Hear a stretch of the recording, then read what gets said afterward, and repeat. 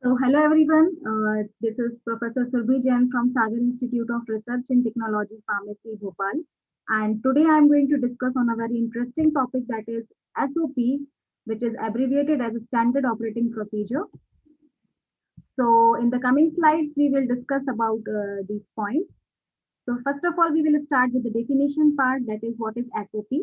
So in a simple language, we can define it as a set of written instructions or it is a backbone of pharmaceutical industry.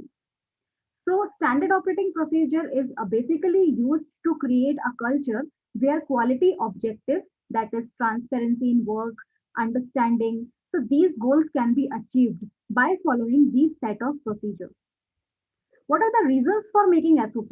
So, the basic reason for making SOP is to provide people with all the information regarding to safety, health, environment, operation, and also to ensure that the process which is occurring inside the industry should continue uninterrupted and completed on prescribed schedule, and to ensure that the procedures are followed in compliance with company and the government regulation.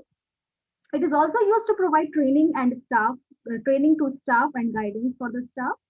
And as we all know that FDA has three golden rules on the proper documentation. Rule number one is if it is not written down, it didn't happen. Second rule, if it isn't written down properly, it didn't happen either. And third one is don't forget rule one and two. So this is basically the golden rules from FDA side. Now, what are the objectives of making the SOP? So, as we have discussed that it is used to create the environment, good, healthy environment inside the industry, in which the process can be occurred uninterrupted. And it is also used to describe the responsibilities of the center for managing and monitoring the participating sites to provide guidelines for accurate work and also to facilitate consistent conformation to technical and quality systems to maintain quality control and quality assurance process, to ensure compliance with government regulation, to serve as a training document for teaching users about the process for which the SOP was written. So ultimately, we can say the basic objective or the prime objective of the SOP is for the smooth conduction of the work, for the smooth conduction of the various department inside the industry, because if we follow the guidelines properly, if we follow the procedures, protocols properly, then the chances of error or the chances of mistakes can be avoided and the work will going on smoothly. Now, why it is essential? So it is an integral part of successful quality system.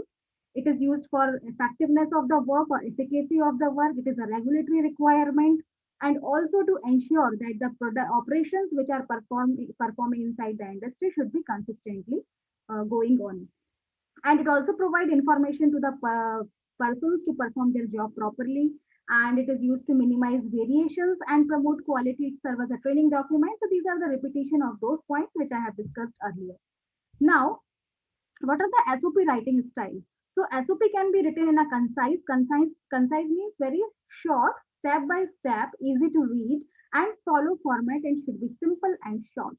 So this is a guideline or the thumb rule for making the SOP.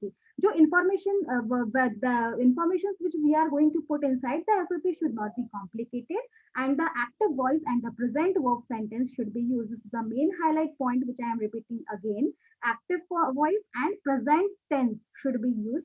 Routine procedures that are short and require few decisions can be written using simple steps format. Long procedures consisting more than 10 steps with few decisions should be written along with graphical format or hierarchical steps. So this is the basically guidelines for short and long SOPs.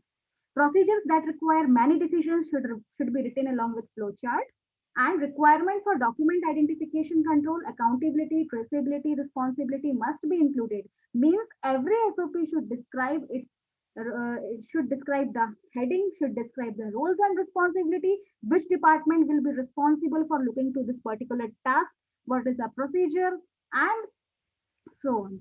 Now, what are the writing style of SOP? So, as I have discussed, it should be concise, it should be precise, it should be in present tense.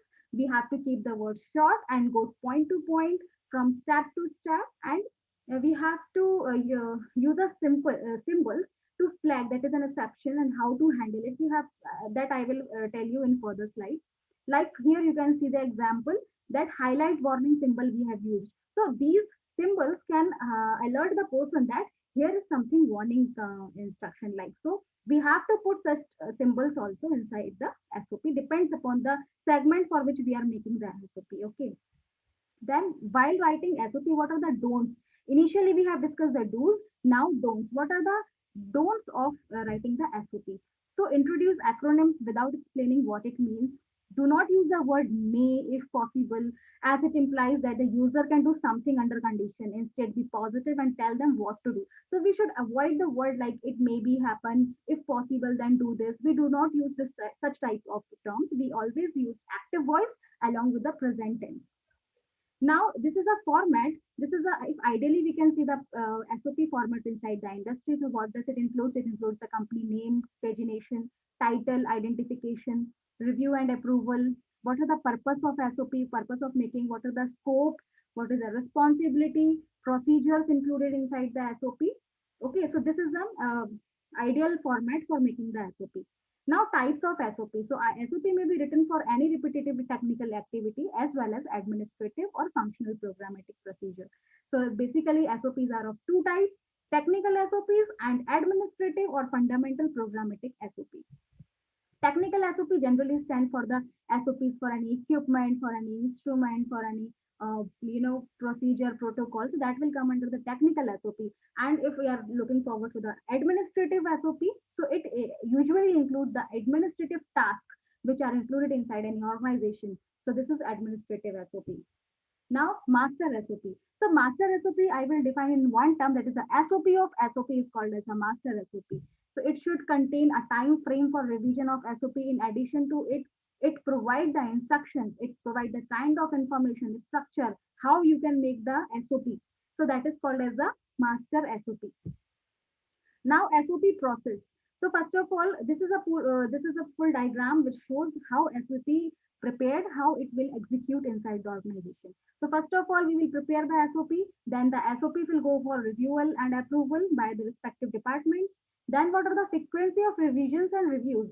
Means if the once the SOPs get prepared, then it should be revised within a given time frame of the interval so that we can make some modifications, changes as per the guidelines, as per the revised guidelines. So that will called as a revision of SOP. Then implementing SOPs. Implementing means now SOP is prepared, reviewed. We have done the complete thorough review. Now we have to implement where this is actually it's made for. So that is implementing the SOP, and then management of the SOP. What is management of the SOP? Once the SOP is prepared, once it gets reviewed, implemented, then the responsibility of management is to look forward whether it is properly distributed in all the departments, whether it is being followed by the departments or not. Because best से best SOP आप बनाएंगे, लेकिन अगर वो follow properly और correctly नहीं हो रही है तो उस एसओपी बनाने का कोई मतलब नहीं है. So that is a main thing that we have to keep on managing, that SOP is properly following inside the industry or not. Then these are the steps which will cover. I have told you initially that SOP review and approval, which department is responsible, either QA, quality assurance, or the production head, and who can make the SOP. Any of the personnel from the respective department can make the SOP, but it will be reviewed by the QA. It will be reviewed by the authority head. They will approve it, and if there is any correction, they will told to the respective department, and then it will go for further finalization. Frequency of revision, as I have told you, that it should be revised on the periodic basis. Implementing my why SOP must perform correctly. We have to told the users, we have to tell the trainers that why you are going to implement this SOP, what are the cause, right? So that should be explained in detail about the users which are going to use that SOP. Then management of SOP. Now this is in this slide, you can see the format, that what are the basic points we should cover inside the SOP. So name of the facility, SOP number, revision number, written by, edited by, authorization, signature, effective date. Effective date means the date by at which the SOP is executed inside the industry. Now, what is the purpose of making the SOP? Why we are using this SOP? What is the why is the procedure being written? What is being performed? Scope, right? Responsibility, who performed the procedure, who is responsible to see it performed correctly or not, material and equipment. So all the things will cover inside the SOP, so that if nobody was there, if the user is alone, and if he read the instructions properly, then he should be capable of performing the given task uninterruptedly and correctly. So conclusion part, in the last week, I can say कि it shall be noted that the best written SOP will fail if they are not followed. That is a key line which I am highlighting here.